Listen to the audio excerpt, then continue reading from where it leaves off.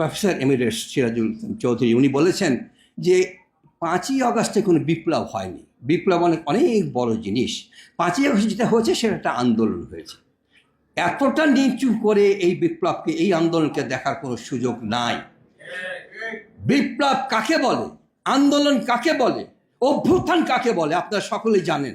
তারপর আমি মনে করিয়ে দিচ্ছি, সরকার পরিবর্তনের 3টে পদ্ধতি, দুটো পদ্ধতি, নিয়মিত অনিয়মিত। যদি নিয়মিত পদ্ধতি হয় সেটা আপনারা জানেন, নির্বাচন হবে, সরকার পরিবর্তন হবে। অনিয়মিত পদ্ধতিতে 3 ভাবে সরকার পরিবর্তন হতে পারে। একটি পরিবর্তন হতে পারে আন্দোলনের মাধ্যমে। আন্দোলন কাকে বলে? রাজনৈতিক দলগুলো যিনি ক্ষমতায় আছেন তার প্রতি অসন্তুষ্ট, তারা একটা আন্দোলন গড়ে তুললো, রাস্তায় কিছু হরতাল হলো, কিছু প্রতিরোধ হলো, তারপর সেই সরকার সম্মান দেখিয়ে নতুন নির্বাচন দিয়ে সরকার ক্ষমতা থেকে চলে গেল। এটা আন্দোলন হলো, আন্দোলনের ফসল। আরেকটা হলো অভ্যুত্থান।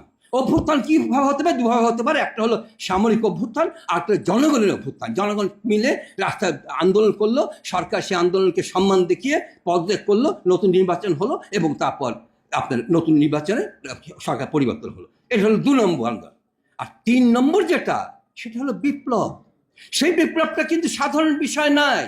শত বছরও সেই বিপ্লব কিন্তু একবার সংগঠিত হয় না।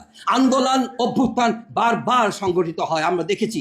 আমরা পাকিস্তান আমল থেকে দেখছি আন্দোলন হচ্ছে, অভ্যুত্থান হচ্ছে, সরকার পরিবর্তন হচ্ছে, কিন্তু বিপ্লব হতে কিন্তু আমরা দেখি নাই। 90-এ কিন্তু অভ্যুত্থান ছিল, সেটা বিপ্লব ছিল না। কিন্তু 24 এটা হচ্ছে বিপ্লব। বিপ্লবটা কি? বিপ্লব হচ্ছে এমন একটা বিষয় যে স্বৈরাচার একটা সরকারের বিরুদ্ধে সমগ্র জাতি, রাজনৈতিক দল নয়, সমগ্র জাতির সন্তানরা তারা রাস্তায় নেমে আসে, এবং সেই আন্দোলনকে দমন করবার জন্য মারণাস্ত্র দিয়ে সরকার এমনভাবে রক্তপাত করে যেন যা সমগ্র জাতিকে ধ্বংস করে দেবে। কিন্তু তারপরে সেই সরকার সেই দমন পীড়নে সফল না হয়ে কি হয়? নিজের জীবন বাঁচানোর জন্য দেশ থেকে পালিয়ে যায়। ওইটাকে বলে বিপ্লব। আমাদের এই 3 নম্বর যে বিষয়টি, এটা কি সংগঠিত হয়নি বাংলাদেশে? প্রধানমন্ত্রী নয়, প্রধান বিচারপতি পালিয়ে গেছেন, এমনকি প্রধান মসজিদের খতিব তিনিও পালিয়ে গেছেন।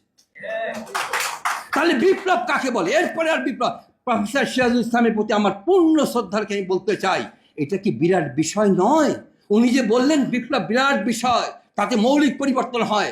আমরা তো সেই মৌলিক পরিবর্তন করবার জন্য এত কিছু করছি। এইখানে চিৎকার করছি কেন? শুক্রবার আজকে চিৎকার করছি সেই মৌলিক বিষয়গুলি পরিবর্তন করবার জন্য।